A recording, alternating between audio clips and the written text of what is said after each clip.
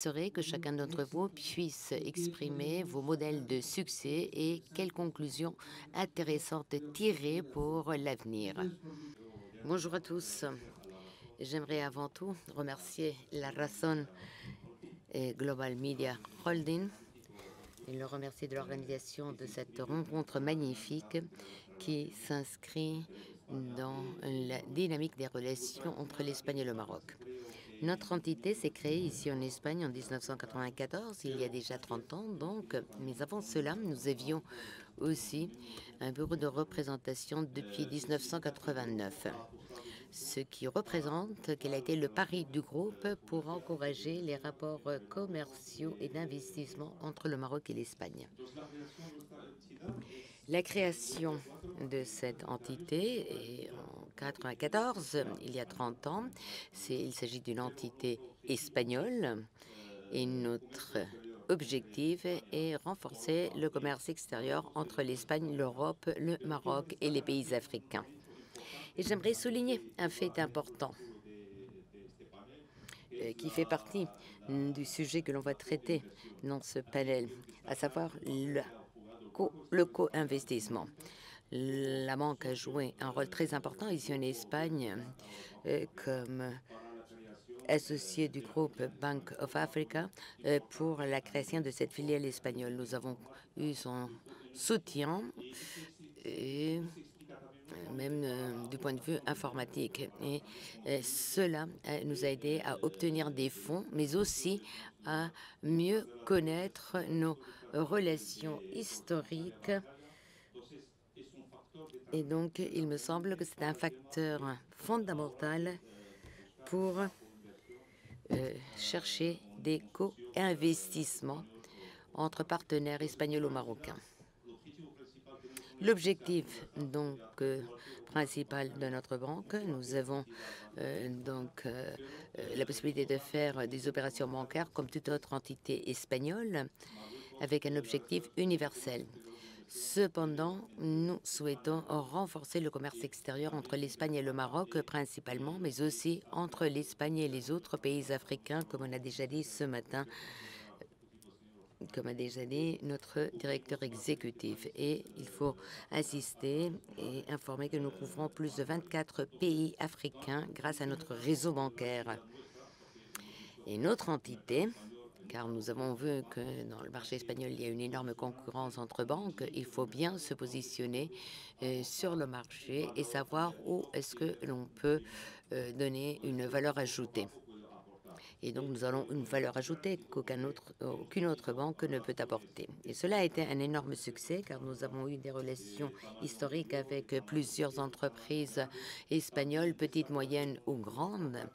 J'aimerais souligner un autre fait important, notre trajectoire, et c'est que nous avons gagné sous l'égide de notre président, M. Schloon, nous avons gagné la deuxième licence pour téléphonie mobile avec un investissement tripartite.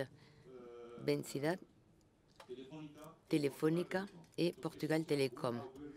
Donc, cela pourrait indiquer que l'on va pouvoir gagner la Coupe du Monde en 2030. Nous avons eu la possibilité déjà de gagner. Nous avons gagné des candidats vraiment très forts et je pense que cela nous indique que très possiblement on pourra même gagner la Coupe du Monde 2030. Notre activité, soutenir les entreprises espagnoles au niveau du commerce extérieur et des investissements et à l'inverse, aider les sociétés marocaines qui souhaitent s'installer en Espagne. Donc, nous leur prêtons soutien, non seulement financier, mais aussi au niveau d'une meilleure connaissance du marché, recherche de partenaires, études de marché, etc. Et donc, il est important qu'il y ait une entité, car nous sommes d'ailleurs la seule entité bancaire avec une licence bancaire en Espagne qui existe en Espagne. Et nous avons cette possibilité et nous proposons nos services à nos clients depuis 1994. Nous avons des clients espagnols historiques qui ont toujours apprécié nos services et notre gamme de services, les services que nous offrons. Et je pense la parole à Monsieur Esquinas aussi pour nous parler de Bartelo Hotels. Nous avons atterri en 2006 au Maroc avec un premier hôtel à Casablanca. Et pendant toute cette année, nous avons gagné de la confiance au pays et nous avons augmenté donc le nombre d'hôtels que nous avons. J'imagine que vous le savez tous, notre entreprise a son origine à Majorque. Et puis après, nous avons copié ce modèle un peu partout dans le monde, en péninsule et aux Caraïbes, et en particulier aux îles Canaries aussi. Et nous avons ici le responsable aux îles Canaries. Et jusqu'il y a peu de temps, je viens de voir que Monsieur le ministre vient d'entrer. Je crois qu'il est aussi de là-bas. Donc nous avons essayé d'imiter le modèle des Canaries. 8 hôtels. Actuellement, nous avons 18 avec un chiffre d'affaires de 300 millions d'euros. Et notre objectif au Maroc, je ne sais pas si notre objectif est d'avoir ce chiffre d'affaires ou ce nombre d'hôtels. Je pense que c'est plutôt de surpasser ces chiffres. Et je voudrais nommer un dernier cas de succès, le Barcelo Tanger, qui est un hôtel tout à fait remodelé. L'immeuble est de 1971. Les plus anciens de la ville se rappellent des deux édifices, de l'hôtel Shersad, aujourd'hui fermé, et le nôtre. Et on va voir nous si on est capable d'ouvrir cet autre hôtel fermé actuellement à un moment donné. Nous avons fait des travaux de renouvellement. Et il s'agit, cet hôtel, des phares donc, de la ville et de notre compagnie. Nous avons multiplié par 5 les bénéfices bruts de l'hôtel. Et cette confiance, justement, fait que l'on soit en train de renouveler pratiquement tous les hôtels que nous avons au Maroc avec des nouvelles idées.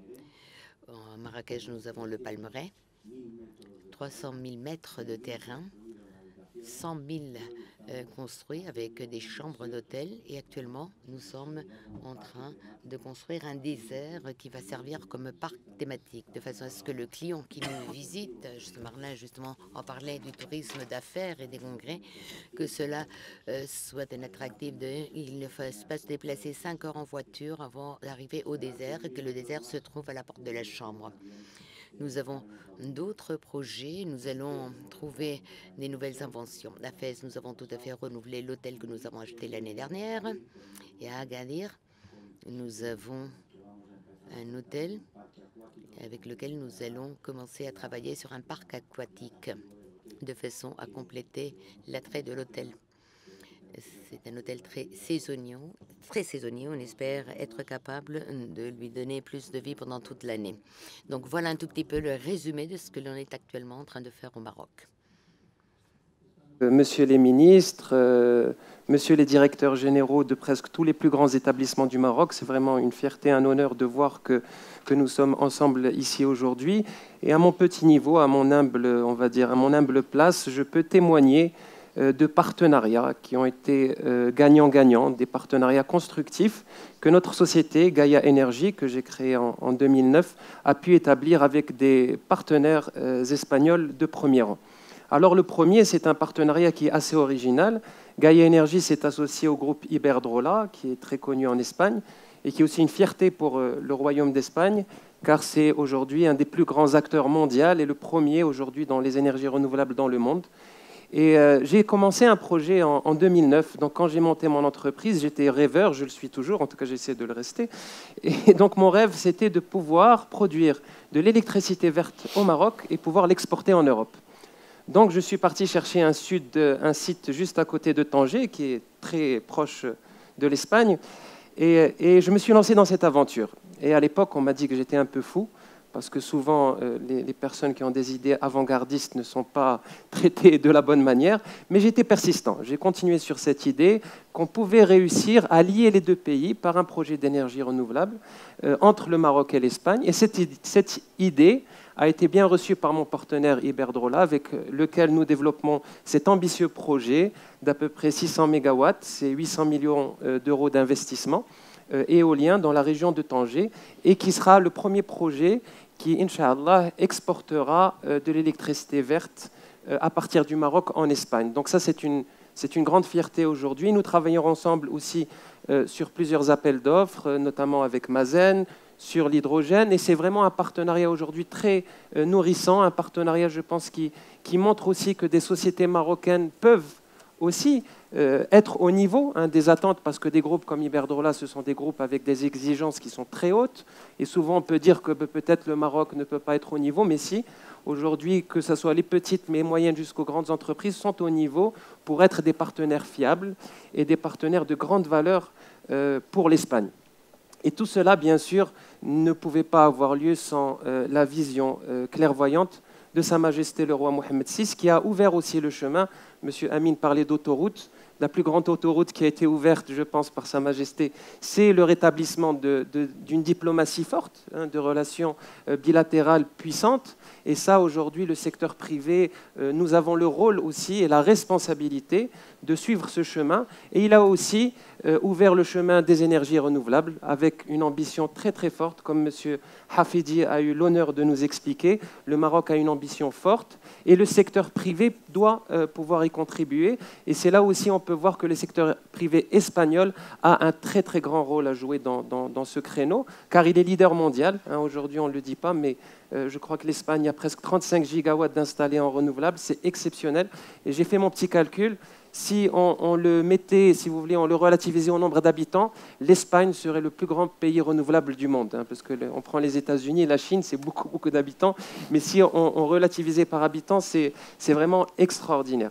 Et puis, pour ne pas m'attarder trop, le deuxième partenariat aussi qui a été très, on va dire, successful, que nous avons pu établir, c'est avec un consortium qui s'appelle HyDeal en Espagne et qui regroupe un peu tous les grands acteurs de l'hydrogène sur le transport de la molécule, avec Enagaz, Snam, ArcelorMittal comme aussi off-taker. Et l'idée de ce consortium-là, que nous accompagnons au Maroc en tant que Gaïa Énergie, est de pouvoir étudier les idées de transport par un pipeline offshore qui pourrait aller du Maroc et desservir le marché espagnol. Et nous sommes en pleine étude de cette possibilité. Cela serait un accomplissement extraordinaire pour le Maroc et l'Espagne, car le Maroc pourrait devenir, dans un futur proche, et nous le souhaitons, un des acteurs majeurs de la décarbonisation en Europe. Merci. Bueno, como el título pone éxitos, hemos oído éxitos. Ahora vamos a ver obstáculos, ¿no? Es decir, tenéis aquí a dos ministros muy poderosos del gobierno, de respectivos gobiernos, del gobierno de Marruecos, del gobierno de España y aparte a mi amiga la embajadora, por tanto, y el presidente de uno de los grandes grupos de comunicación de África. Por tanto, tenéis qué obstáculos hay que remover y si todo está bien, a mí me encanta, no es necesario que forcemos cosas malas, ¿no? Es decir, os aplaudirán igual, porque les he dado un poco de dinero para que todo el mundo aplauda. Así que ahora empezaremos por mi amigo y compañero español. Muy bien, pues gracias por la responsabilidad. Nuestra experiencia no guarda ningún impedimento remarcable. Por fortuna, todo ha sido colaboración. Hemos entrado al país, en primer lugar, solos, luego hemos tenido socios de allí. Nuestra relación con ellos es excelente.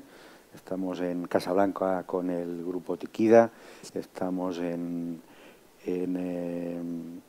Tánger con un minoritario, el señor Jalil Tizniti, y todos aquellos a los que nos hemos dirigido, la verdad es que todo ha sido colaborativo. Evidentemente, como creo que no hay que morir de éxito, ¿no? Lo que tenemos que ser es pues querer llegar a más y mejor. Entonces todo es mejorable. Yo que llevo viajando ahí desde hace 15 años y que ahora ya estoy ahí instalado, pues la evolución del país es una barbaridad. O sea, yo cuando explico en casa lo que veo cada año, pues no acaban de creérselo, hay que ir allí para verlo. Entonces, ahora estamos resolviendo un pequeño problema en Rabat, que esta semana, pues una semana complicada, que bueno, es una especial celebración para el país y seguramente esta semana no tendremos respuesta, pero la semana que viene seguro que tenemos respuesta y además positiva y eso pues nos empujará otra vez a seguir hacia adelante, ¿no? Por tanto, yo poco que pedir, salvo que no pierdan el ritmo, que todo es mejorable y hay que seguir avanzando e ir un paso por delante. Muchas gracias. Dejaremos, si os parece, al banquero, que es el que tiene el dinero para el último, y entonces ahora te corresponde Mundial. Sí, exactamente. Okay. Los riesgos, dificultades, obstáculos para que los ministros hagan algo.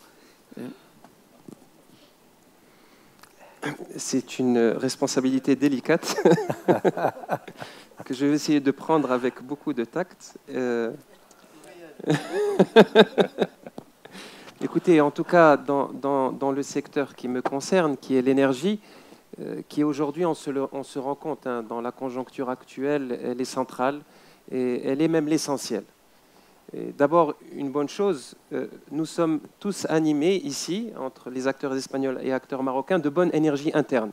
Ça, c'est très important pour réussir le challenge. Donc ça, c'est une bonne base et il y a vraiment une confiance mutuelle qui est forte et on le sent par rapport à beaucoup d'autres pays. Donc l'énergie interne est importante. Et puis si on arrive au secteur de l'énergie lui-même, je pense que le handicap qui doit être, on va dire, franchi par le Maroc, c'est vraiment la libéralisation du secteur. C'est très, très important. C'est le virage qu'a pris l'Espagne, je pense, il y a 10-12 ans. Ça a été un virage qui a été gagnant.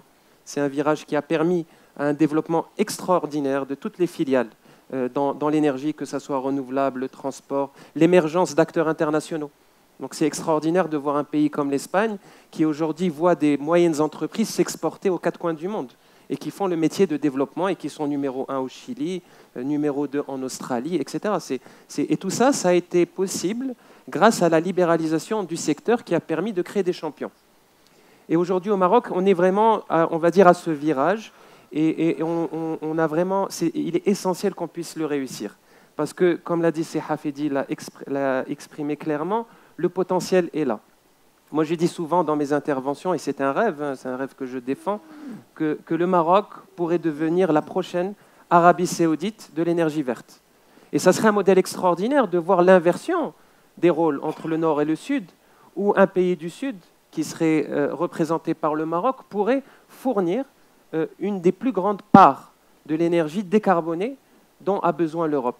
Mais pour arriver à réussir ce rêve, en compagnie de nos sociétés espagnoles, qui sont d'ailleurs, j'aimerais le souligner, parmi les seules au monde qui peuvent accompagner le Maroc dans ce challenge. Et je vais nommer quelques sociétés. J'ai nommé Iberdrola, qui sont le numéro 1 mondial, mais nous avons des sociétés comme Abengoa, avec qui nous travaillons, qui sont parmi les seules sociétés au monde qui maîtrisent et la synthèse de l'ammoniac, la production de l'hydrogène, le dessalement et l'énergie renouvelable en même temps.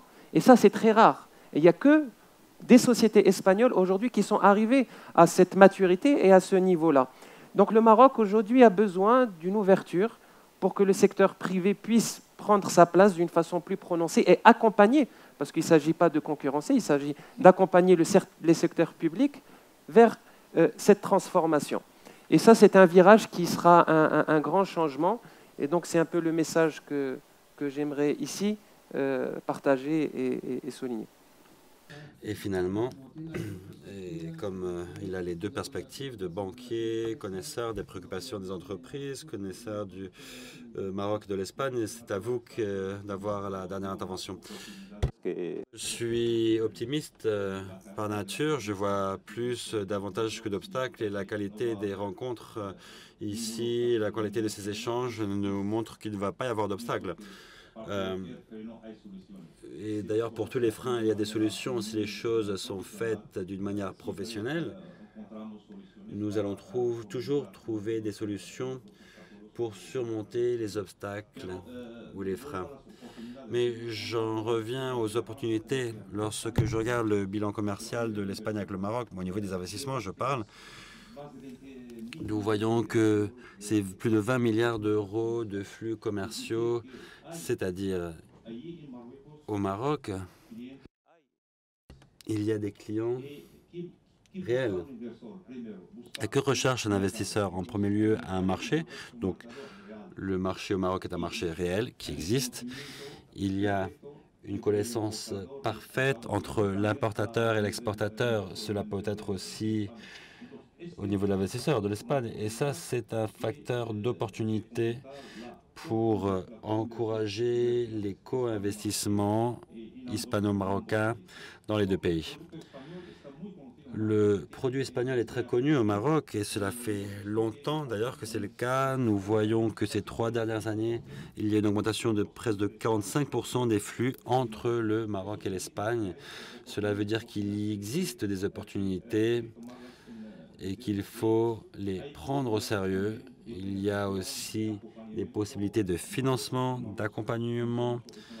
Le Maroc, tel qu'il a été dit, c'est une plateforme pour entrer en Afrique. Nous avons les banques qui sont présentes dans de nombreux pays et qui peuvent jouer un rôle important, outre le rôle financier, un rôle de guide.